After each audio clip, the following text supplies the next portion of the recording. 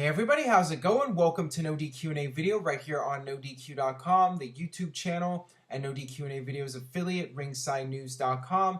We are now just 1 week away from the biggest party of the summer, the 4-hour extravaganza, as Vince McMahon used to put it back in the day. SummerSlam, headlined by a match too big for WrestleMania. Brock Lesnar versus The Undertaker. NoDQ.com has got you covered with the latest news, rumors, and of course, live results coverage. Also, follow me on Twitter at Aaron Rift to submit questions for NoDQ&A video. Now let's get down to your questions. First one today comes from Anakin Achilles. Hey there, love your NoDQ&A videos. What's your opinion on WWE pulling Sting from SummerSlam? It baffles me what is going on. At first, I was upset about Sting not being part of SummerSlam, but then the reports came out that WWE already feels SummerSlam is a big enough show as it is, and one can argue that that is a valid point. You do have The Undertaker coming back, and that is really all you need to sell SummerSlam. The Undertaker by himself coming back for another match has gotten people talking, and you can use that to market SummerSlam.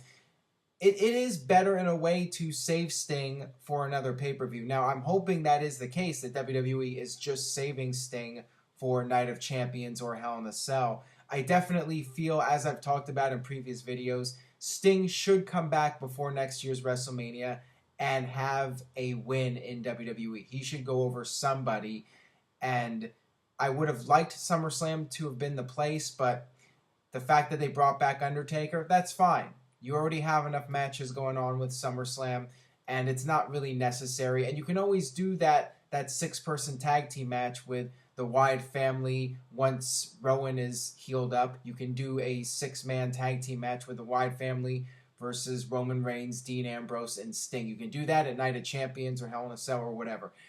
As long as Sting comes back and gets his win and has a win in WWE, I'll be satisfied, because I really feel that they dropped the ball with Sting at WrestleMania, and he needs to come back. He needs a win, and you need to build him up if he's going to have one more match at WrestleMania 32 in Texas. All right, this one comes from Carl at Scoot Trolling. Who would the fans be more behind in a Roman Reigns versus John Cena match? Or do you think that they would just completely crap on the match?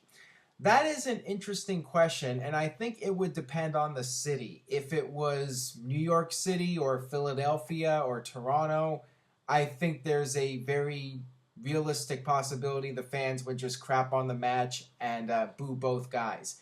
The more hardcore fans you have, the more likely it is that the fans would crap on it. But if you're in a city with more casual fans, you have a better chance of the fans just being split down the middle. And I'm not sure who would get cheered more. Maybe Reigns. I don't know. It really depends on the city. I mean, if it's a city like, I don't even know, a city like Nashville, Tennessee, maybe John Cena would get more cheers. Who knows? I mean, it really just depends on the city.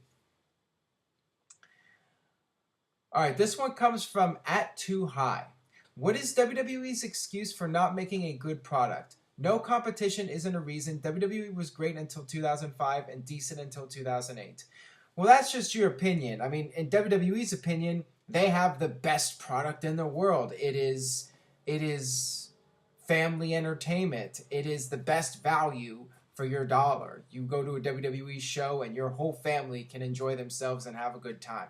That is WWE's attitude, that their product is great. And really, as long as they're making money, it's a good product. If you are able to sell your product and people are buying it, it's a good product. And there are a lot of people out there that think the current WWE product is great. I'm not one of those people, because I've been watching for decades now and I've seen just about everything, and compared with stuff they've done before, I don't think today's WWE is as good as it once was. But there are people out there that are casual viewers. They're watching WWE. They've only been watching for a year or two, and they love it. And there's some people out there that just like what WWE does, regardless of the era. They just enjoy WWE for what it is. And some people out there feel today's WWE is better. Believe it or not, there are people out there. I mean, everybody has different tastes in what they like and what they don't like. So it just depends on the person. But like I said, my opinion, it's not as good as it used to be. I wouldn't say it's terrible, but definitely I feel it could be better. All right, this one comes from @NickEasy. Could SummerSlam sell out a stadium like WrestleMania? I think SummerSlam could sell out a stadium, and I'm surprised that WWE hasn't done it yet. There was some speculation that they were going to try and do this year's SummerSlam in a medium-sized stadium, like a football stadium or a soccer stadium, I should say. Football everywhere else but the United States. I am a bit surprised that they haven't attempted it because they sold out SummerSlam very easily.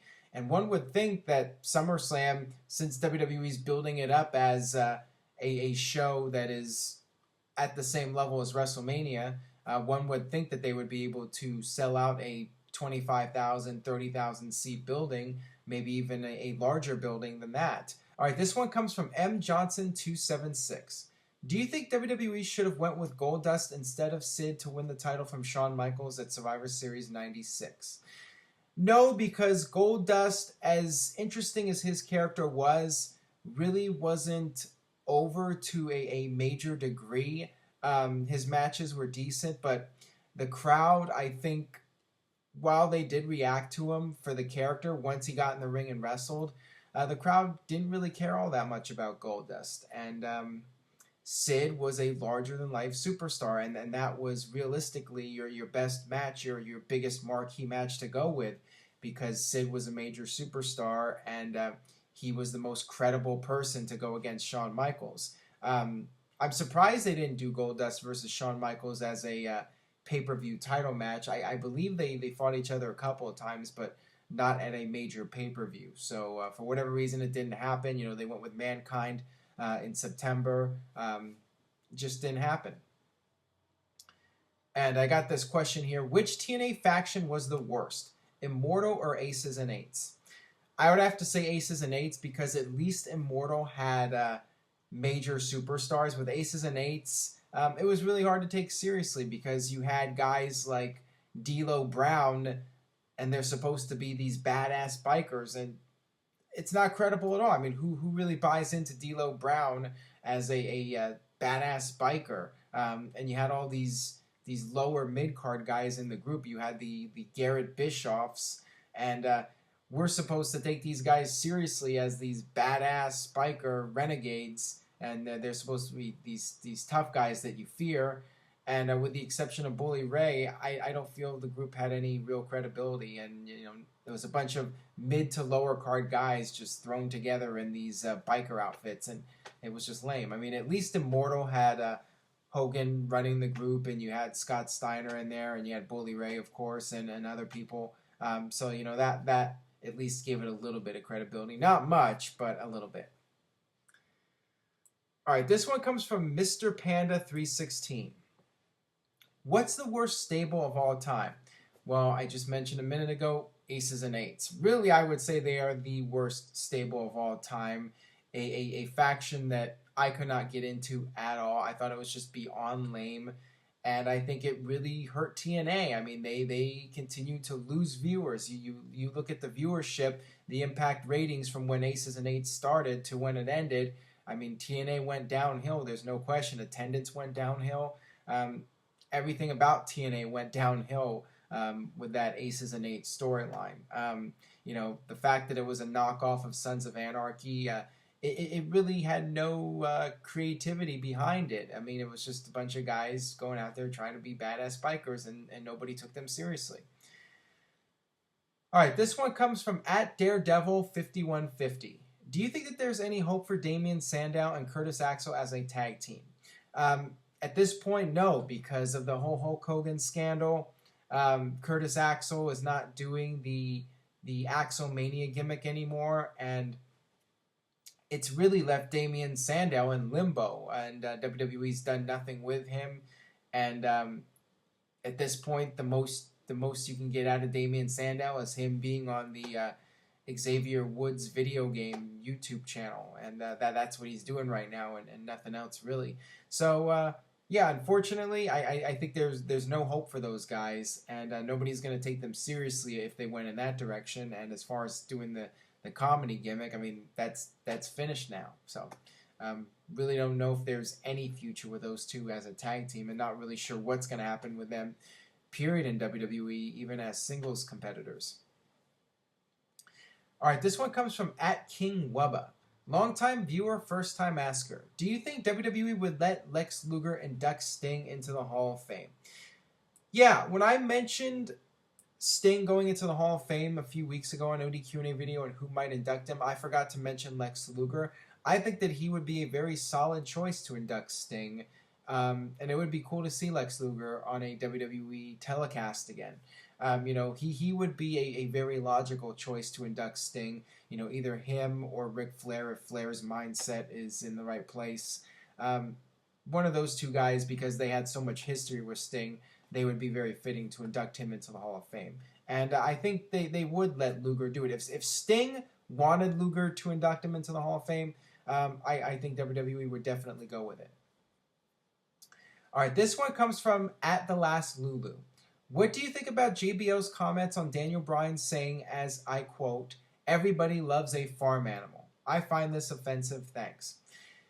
I don't find it offensive, I just find it stupid. JBL's commentary is so lame and insulting the guys all the time. I mean, it doesn't come off to me like a heel commentator just doing what a heel does. It comes off to me like Vince McMahon speaking into JBL in his earpiece and telling him what to say, and JBL just saying what is being fed to him, and making these backhanded comments at guys like Daniel Bryan and Kevin Owens, making fun of his weight. And there's been speculation on the internet that Kevin Dunn had something to do with that. I don't know if that's the case at all, but I'm pretty certain that somebody's feeding JBL those lines. It just insults your baby faces and makes them look like goofs. When a heel says something about a baby face, it's not supposed to be taken seriously, but JBL says it so many times, and everybody on the roster says it, makes fun of him for being a goat face. The fans start to believe it's true because everyone's saying it. They're all ganging up on him, and, it's kind of like bullying, but of course WWE isn't about bullying. It's all about being a star, yada, yada, yada. Whatever. I think the whole thing's lame. I think JBL's commentary sucks, but at the same time, wouldn't surprise me if a lot of that stuff is just being fed to him. All right, that'll wrap it up for this edition of NoDQ&A video. Thanks as always for watching. Stay tuned to NoDQ.com for the very latest in WWE and TNA and the independents. And with that being said, I will see you guys next time.